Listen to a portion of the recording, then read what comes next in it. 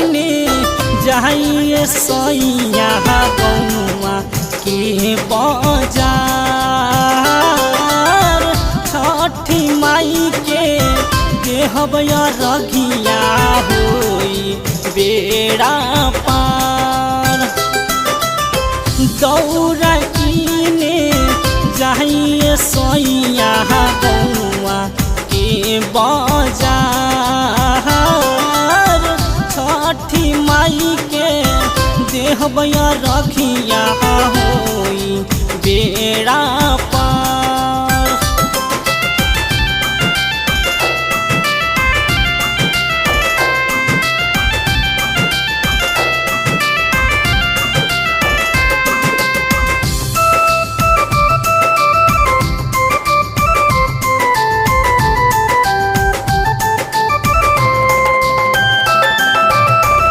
दौरा के संघेली पान सुपारी कोसी भराई पियर ले ली सारी।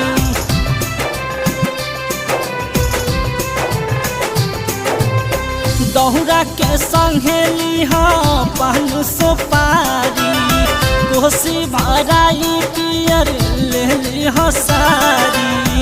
इहो बेरी कोहरी न देरी सुनी मैया पुकार।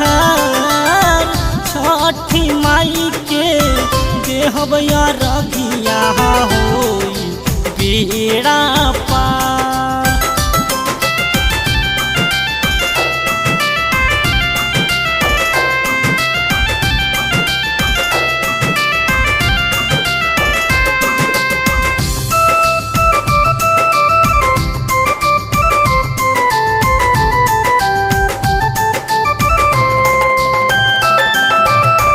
पनिया में खार होई लेके राग जी व्रत सफल होई सुनी सुमित जी।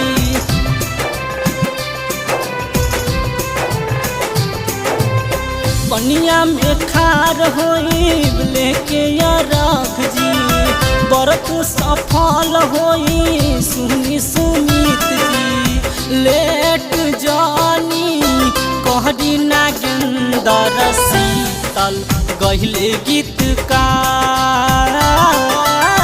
छठी माई के देहब रघिया होई बेड़ा